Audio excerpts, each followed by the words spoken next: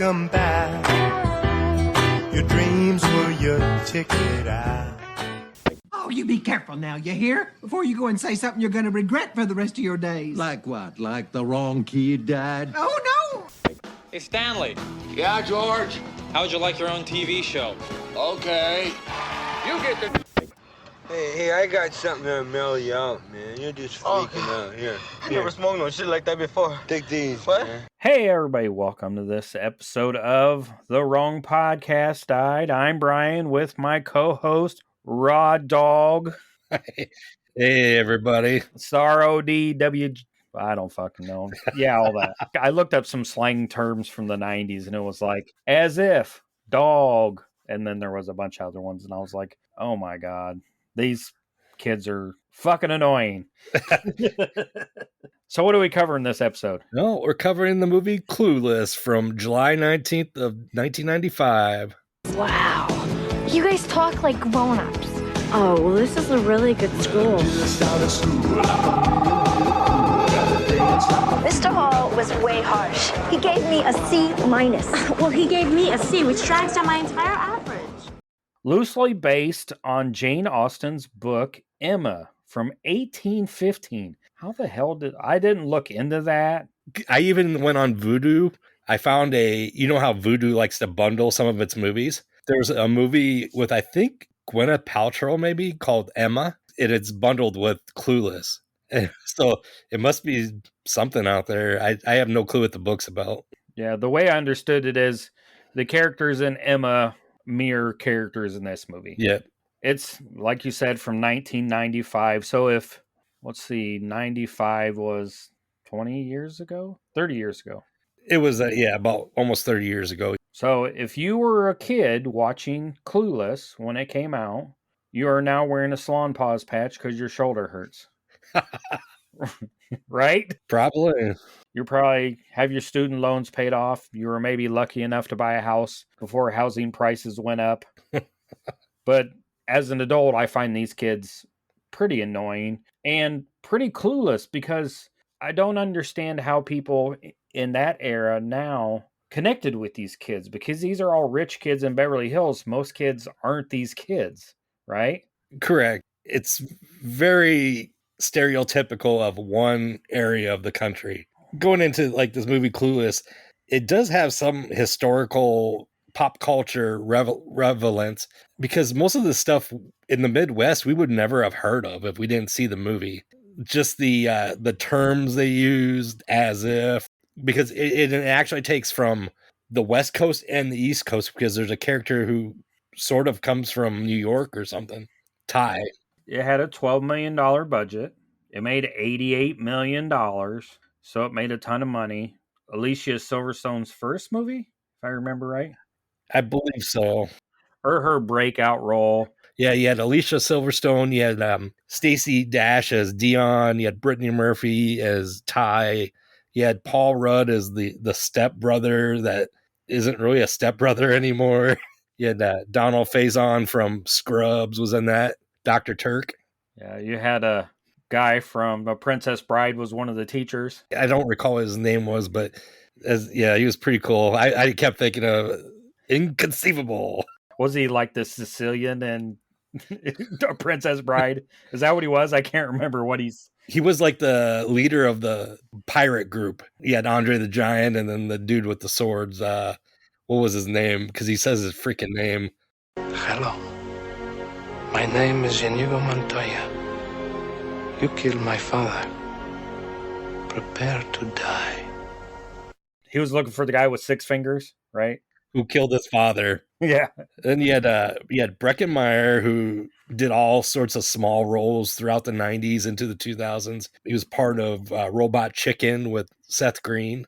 And you had Jeremy Sisto, who has done some horror also. He had Wrong Turn. He was in the first one there. And then the movie May, I believe. It was a pretty big cast. The director this is what freaked me out, is I didn't know she directed all these movies, was Amy Heckerling. She directed the 2000 movie called Loser. She did Look Who's Talking and Look Who's Talking 2. She directed National Lampoon's European Vacation. Yeah, it's like I never knew that. And then two other films that I thought were interesting was Johnny Dangerously with Michael Keaton from the early 80s, and then Fast Times at Ridgemont High. Those are all her movies. Fast Times at Ridgemont High was the 80s, and then this was Right. 90s. She never made anything with like in the 2000s. Loser came out in 2000. So that's like her trilogy of high school movies. Was Loser a high school movie? More of I think a college movie. Okay. Well, they graduated. They went from, high school to college. So yeah, a pretty star-studded cast, even if it's early in their careers. I mean, they all went on to do, Alicia Silverstone was in a ton of movies. Donald Faison is on TV still because he does the cell phone commercials with his other cohort from Scrubs. And he's been in a lot of stuff. And then Paul Rudd, of course, is comedies and Marvel. He's Ant-Man, and he was in a ton of comedies that I enjoy. Did it only cost $12 million is surprising to me. I mean, for that time, it was a small budget. Here, let me give you a little synopsis of the movie. Cher and Dion are two of the most popular girls at a Beverly Hills high school when a new student, Ty, enrolls. They take it upon themselves to make her into one of the popular kids like them while going through the daily struggles of being a teenager. So there was another movie that this kind of mirrored, and I think it was after this.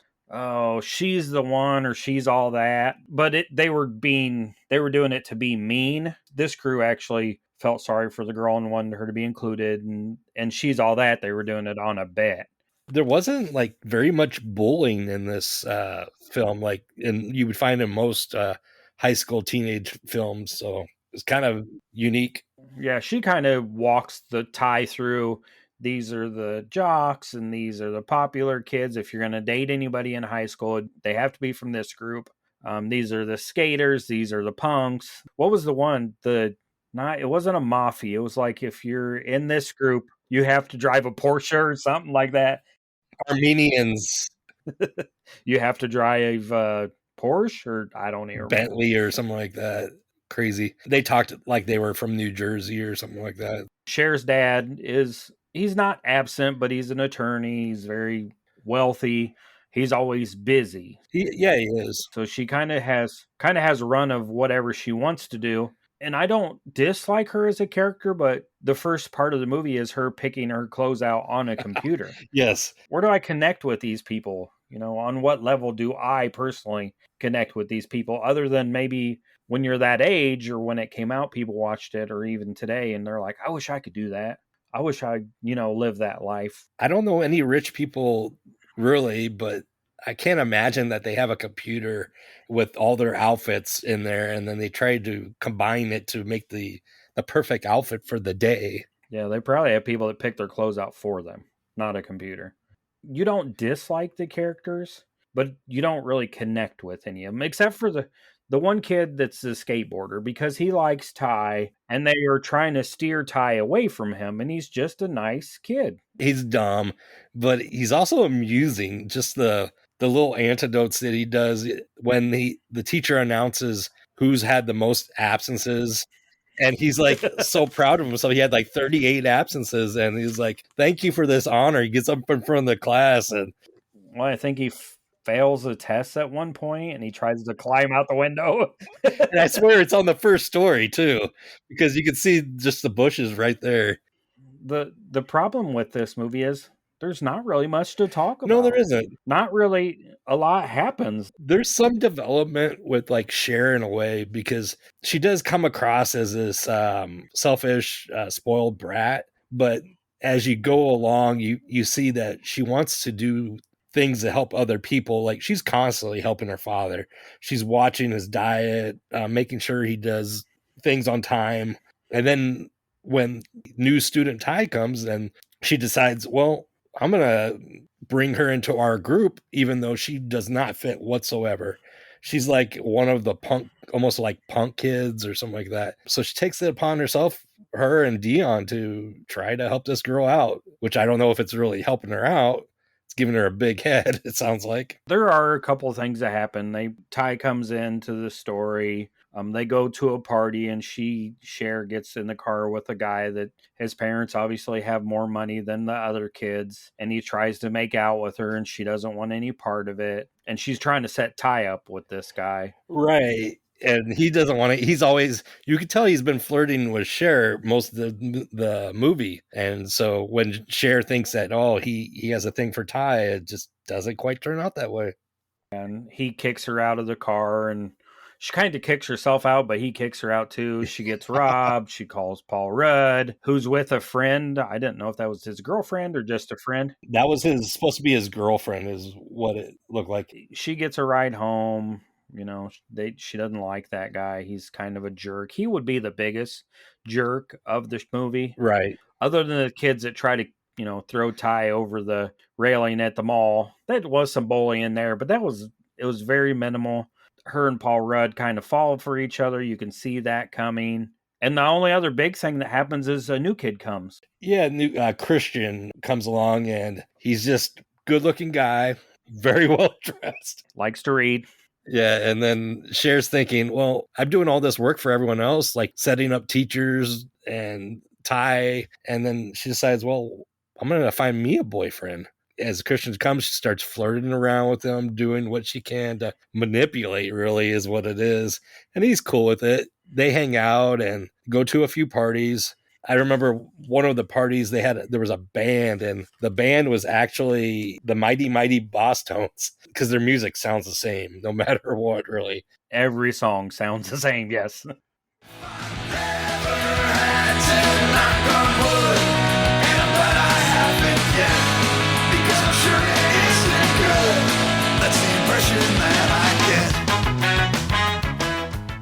When she's in debate class, she has to debate something about Haitians, and she calls them Haitians. And that was actually something done on purpose in a way, because the director knew that Alicia Silverstone could not pronounce the word right, and she told nobody to correct her, and just had her say it, Haitians.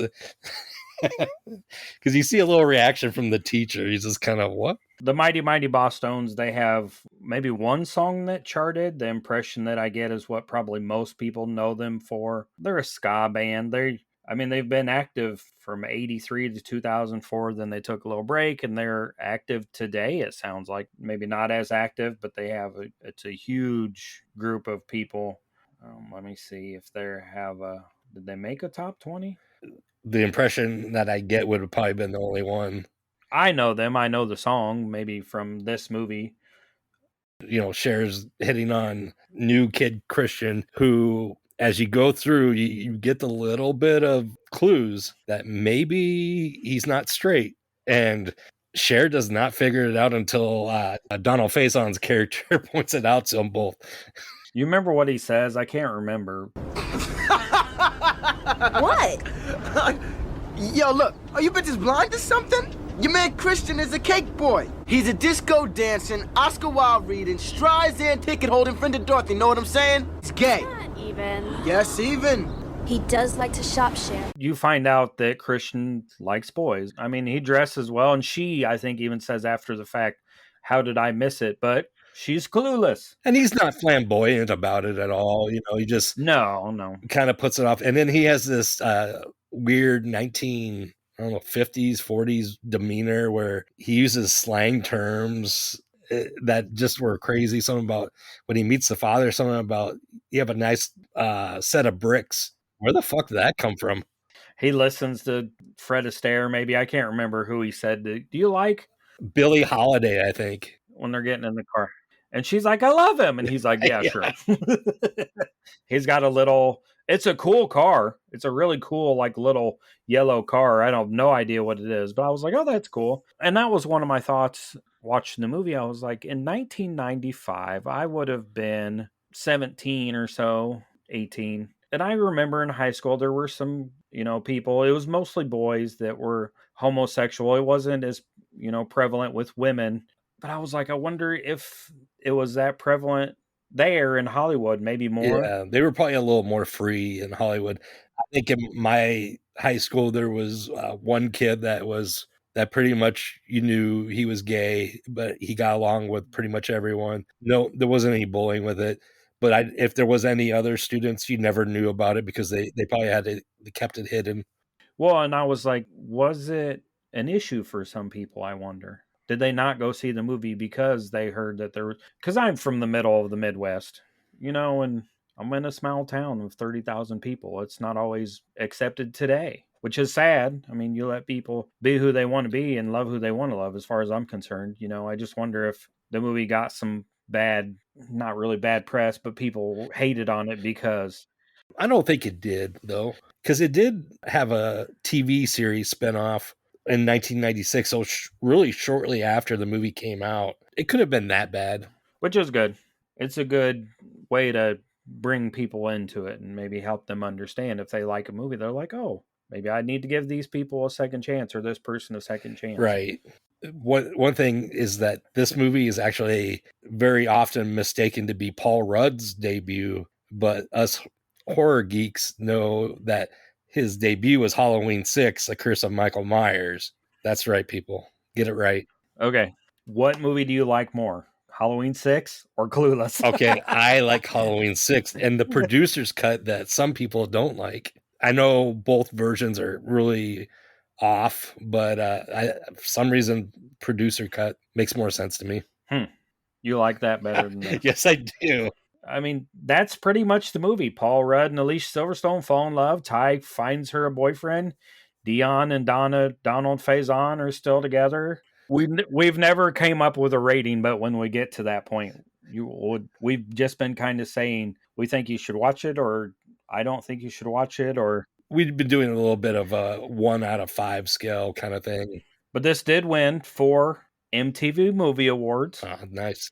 It did well at the MTV Movie Awards. Not sure what that's worth, especially nowadays. But I mean, back then I thought it was pretty cool. I mean, they give Jason Voorhees a Lifetime Achievement Award at one time. And the Three Stooges, which to me, I mean, that's better than the Oscars. Stooges never won an Oscar. I did find that it was in 2006, it was ranked number 7 by Entertainment Weekly for the best high school movies.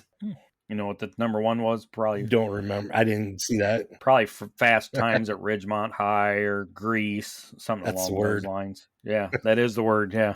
Well, if we're talking about Grease, what's some music? You got any music for this one? For this movie? I mean, other than the Mighty Mighty Boss Tones, the Hanging with the Homies. I don't remember that song back then, but of course, like you, I'm in the Midwest, so. But the top song at the time this movie came out was Waterfalls by TLC. Don't go chasing waterfalls. Please stick to the rivers and the lakes that you're used to. I know that you're gonna have it your way or nothing at all, but I think you're moving too fast. Then I found a few others that were in different categories. Like the number 1 R&B was Notorious B.I.G.'s One More Chance, Stay With Me. Number 1 country was Shania Twain's Any Man of Mine, which I think that was her debut song, really. That was the one that I remembered. There was a number 1 for alternative was Alanis Morissette, You Oughta Know. Those were something that I found. Very female heavy at the time, which is, I mean, that's good. Girl power. Shaggy releases Boombastic July 11th. And it ended up winning a Grammy for Best Reggae Song. That's fun. Singer Selena, who had died before this, they posthumous released a album of hers called Dreaming of You. It debuted at number 1 that month. That was very big news back then when she passed. And I think a lot of people, since her passing and since they've made some movies about her and her life. Yeah, the one with Jennifer Lopez playing her. It's brought her music to light and people really seem to enjoy it. I've never maybe listened to any of her songs on purpose. I might have heard them in passing, but I've watched the movie. Sports. John Daly won his 2nd major title. You know John Daly? Golfer, yes. Miguel Indiari wins his 5th consecutive Tour de France on July 23rd. So was that before Lance Armstrong's balls? won the Tour de France? It was Or after? probably before because he had a winning streak of several years, I thought. Some of the other things, the Wimbledon, Pete Sampras won the men's, and then Steffi Graf won her 6th Wimbledon title in women's tennis. Wow. That's pretty crazy. One other thing I found was the LA Dodger pitcher Hideo Nomo is the first Japanese player selected for the MLB All-Stars game. Never had a Japanese player. Yeah, now we have Shohei Ohtani, who's making $700 million a year, or over a 10 years, or something like that. Yeah, interesting that there's quite a few Japanese players. I mean, I think almost every team has one now. Ichiro was, after Nomo had some success, he kind of fizzled out, and Ichiro came along and just opened the market for all Japanese players. I think baseball is probably the most melting pot of sports, to be honest. Yeah, basketball is getting there too, I feel like. I think baseball is probably the easiest because what do you need to play baseball? A bat, a glove, and a ball. I mean, and a lot of the foreign players, I feel like, didn't even maybe start with gloves because they couldn't afford it. So they needed dirt, a bat, and a ball. You don't need a basketball or 12 guys. You could play baseball with 2 or 3 people. Maybe not the way you'd want to play it, but I played plenty of baseball with me and 2 or 3 other friends. You'd use ghost runners and you'd do what you had to do. We didn't have a sandlot thing going on. I played Little League for 2 years, and that was about it for me. And I didn't really know much of what was going on. In news, and this is music news too, Jerry Garcia's final concert at Soldier Field was on July 9th. Wasn't supposed to be his final concert, but it was. Yeah, did he pass away shortly after that? I didn't go any deeper into that. I was like, oh, that's sad. And I have some friends that are huge Grateful Dead fans. Let's look here. He died August 9th of 95. So July, 4 weeks after that concert, he passed away. Yeah, greatest thing besides his music that came out was Ben and Jerry's Cherry Garcia. The ice cream. And then Bill Gates was named the world's richest man by Forbes, $12.9 billion. You can imagine what he's worth now. Yeah, he's not the richest man as far as I know. I don't know if that's not Elon Musk, maybe, but no, it's probably. I would imagine it's somebody with a lot of money that's got oil, or the Amazon guy. Yeah, let's see, world's richest person, Bernard Arnault, chairman of LVMH, is the richest person and the richest man in the world with a net worth of $215 billion. Holy shit. Here, the 10 richest people in the world. Bezos, he's 75. He's from France. His company pisses me off. Yeah, Jeff Bezos, Amazon, $201 billion. He only owns 9% of Amazon, and it's worth $168 billion. It's crazy. Let's see where Bill Gates is on this. Elon Musk is 191. No, Zuckerberg. Number 4. Bill Gates is worth $148 billion. He owns 1.4% of Microsoft, which is worth $25.5 billion. Holy shit. Not even 2%. $148 billion. What do you do with that kind of money? If you're Elon Musk, you build a spaceship. So, I mean, and then the only other news I had was Susan Smith found guilty of drowning her 2 children in South Carolina, July 22nd, which I remember being huge news at the time. I had a little bit more on that. So her 3-year-old Michael and 14-year-old Alexander in South Carolina. So she first claimed a black man kidnapped him during a carjacking on October 25th of 94. And she went on national TV for like 9 days straight trying to make these claims and everything. And then on November 3rd, 94, she confessed to rolling her car into the John D. Long Lake. She explained the reason why she did this was there was a local businessman who she wanted a relationship, but he didn't want kids. So she thought she'd get rid of her kids and then he'd take her. Pretty fucked up shit. Yeah, Jesus. Couldn't she just like ask somebody to take him or anything other than Jesus? Another thing that I found was they discovered the Hale Bop comment. It was discovered by Alan Hale and Thomas Bopp. Inadvertently would just start a cult called Heaven's Gate. Now, if you heard anything about Heaven's Gate, they pretty much all killed themselves. It was led by Marshall Applewhite, who went by the name as Do. That was his cult name. So 39 people died in a mass suicide, all wearing purple shrouds, identical dark clothing, and white Nikes. Nikes must have made a little bit of money that day. And each of them had a $5 bill and a roll of quarters in their pocket. Here's the thing they believed was that the comet held a spacecraft hidden behind it. So they thought if they died, they would go up to the spacecraft. Their spirit would go up to spacecraft. So what they did was they ingested a cocktail of barbiturates and alcohol, and yeah, all of them died. What was the $5 and the quarters for? I never found an explanation. They probably needed the quarters to phone ET in case they needed to be towed. Jesus. I mean, that's not the weirdest thing. They thought a comet was bringing a spaceship to pick them up. Yeah, not the weirdest thing that they had. Maybe the roll of quarters. What do you? Yeah. I did find some toy news that year, 1995. I don't know if you remember this. Pogs. The most ridiculous freaking toy ever. Just a little disc of cardboard. And then Nintendo released their Virtual Boy. That was quite big, but it didn't really take off like they thought it would. The Teacher Barbie was a popular toy at that time.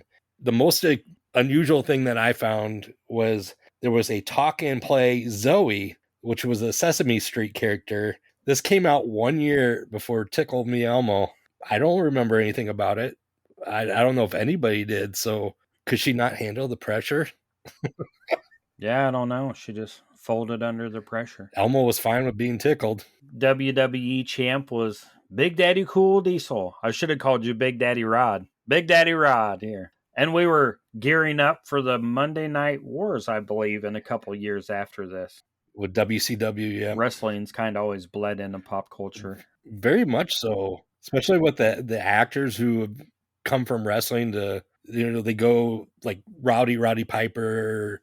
Did They Live? Hulk Hogan did several movies to start off these guys who are now doing these movies like The Rock and John Cena and some of the lesser guys who did some of those military movies like Randy Orton. The Miz, yes. The Miz already had a little bit of a pedigree with the real world. That also reminds me, I did find some TV news. Northern Exposure. I don't know if you ever watched that about the town in Alaska. I never really saw an episode of it. Mm-hmm. It aired its final episode on July 26th. And speaking of the real world, MTV debuted their spinoff show, Road Rules, on July 19th. It went on for 12 years. Lord have mercy. Jesus. Why can't I have a bad idea that lasts for 12 years? Other than a relationship. Jeez. I know what you mean. Those two, Real World and Road Rules, they combined them together to do these competition shows. It was quite a phenomenon. And I think that kind of started off a lot of those TV shows, especially those dating ones, because those dating ones came off of a reality show with the has-been actors. It was called The Surreal Life, I believe. From there, those dating ones came because you had Flavor Flav and Brigitte Nielsen were dating. And then after that, Flavor Flav did his own dating show. And then one of the girls from that, called New York, had New York, a love with New York or something like that. I can't recall. Yeah, something. And then you had Bret Michaels had his Rock of Love. And then there was a spinoff of that. There was Tila Tequila, one that we mentioned in our first episode. So much crap. They everywhere. Now there's The Bachelor and The Bachelorette and everything. So you got any jokes for this episode? What does one boob say to the other boob? It's time for the wrong podcast died. If we don't get support, people will think we're nuts. Kind of like the show. Well, yeah. So I had a couple. One more. Oh, you got another one? What do you call a cheap circumcision? I don't know. A ripoff. Oh, so I got a couple of 90s jokes. Okay, let's go for it. You want to hear a Nirvana joke? Sure. Oh well, never mind. Why does a Snoop Dogg carry an umbrella? Why is that? Faux drizzle. I just found a couple. I didn't. I was like, I got some pretty raunchy jokes, but I'll save those for a different episode. I shared them with you in our chat, but I was like, I'll save those for another one. We'll go with the 90s ones. Kind of keep it lighthearted this episode. So what else? You got anything Not else? really. Did Nothing you else? want to do a little rating on this then? Let's put in a rating. You want me to go first? Ugh, I kind of want to go first because I don't know that you like this one. So I'm like, I mean, if it's not for me, I didn't hate it, but I mean, out of 5, I'd probably give it like a 2.5. It's fine. If you grew up watching this movie or you enjoy these kind of movies, if you're young in that time period, maybe you were 12 or 14, you watched it. I kind of picked this movie because one of my coworkers, Rachel, this is her favorite movie from the 90s. And I was like, let's do something 90s that's more that people grew up in that era because she's younger than me, maybe liked. Because I thought she would pick Mean Girls, but she said actually Clueless is her favorite movie from her childhood. So I was like, okay, we'll watch Clueless. It's been a long time since I've seen it. I wouldn't say don't watch it. If you're looking for something to watch and you're bored on a Friday night or whenever, put it on. Watch it. You'll probably enjoy it. But there's a myriad of other movies I'd watch way before this one. 2.5. Yeah, I mean, what about you? Yeah, I give it 2 out of 5 as ifs. And that's mostly for the pop culture history of it. It was relevant of there somewhat if you were in I'm assuming if you lived in certain areas of the country, but I think it was something that started a little bit of a trend. You started hearing people say these stupid things. The it just didn't resonate with me so much. It's not rewatchable for me as like the previous movies that we covered. I think it helped start off some actors to get them going, especially Paul Rudd. Other than the Halloween 6, this was his basically breakout movie also, and he took off from there. Yeah, there's a lot of other movies. Like you said, this was number 7 on the list of, high school movies. So probably Grease was before that, which I'd watched before this. I'd watched Fast Times at Ridgemont High. I'd watched The Breakfast Club before this. Oh, I watched Dazed and Confused before this. Yeah. So, and we weren't alive in the 70s when that was filmed. So, yeah, we wouldn't have known what it was like back then. But yeah, I mean, it's not a bad movie. It's not a great movie. It's pop culture significant, but it's not groundbreaking by any stretch of the imagination. Thinking back, a lot of the movies spent watching Paul Rudd and Alicia Silverstone flirt at the kitchen table. It kind of did, yes. Yeah. I was like, oh, okay. If you didn't see it coming, then you weren't paying attention to the movie. But yeah, I wouldn't say don't check it out. I mean, you could check it out. If you want nostalgia from the 90s, check it out. I won't be us. But, no. No, it won't be me. It won't be us. It won't be anybody I think that lives at my house. What do you think? So we've done 2000s because we did 2007. We went back to the 80s with Bloodsport. We're in the 90s now. So I think we're going to go to the 70s next. Right. I think so, with an animated film. Animated horror classic, right? I hope soon it will be. Yeah. Well, and I asked a question on, social media about Charlotte's Web, which is a movie we're covering next. It's an animated classic, I feel like, being a horror movie. And somebody said, it already is. They're going to slaughter a pig and they're going to got a creepy ass spider in it with a rat. So they felt like it was a horror movie, but I thought with, Winnie the Pooh and Mickey Mouse and all these getting remade, that would be a fun one. Yeah. Gonna take forever. It'd be interesting to see into a horror movie because nobody would have thought Winnie the Pooh would have been turned into some sort of horror film.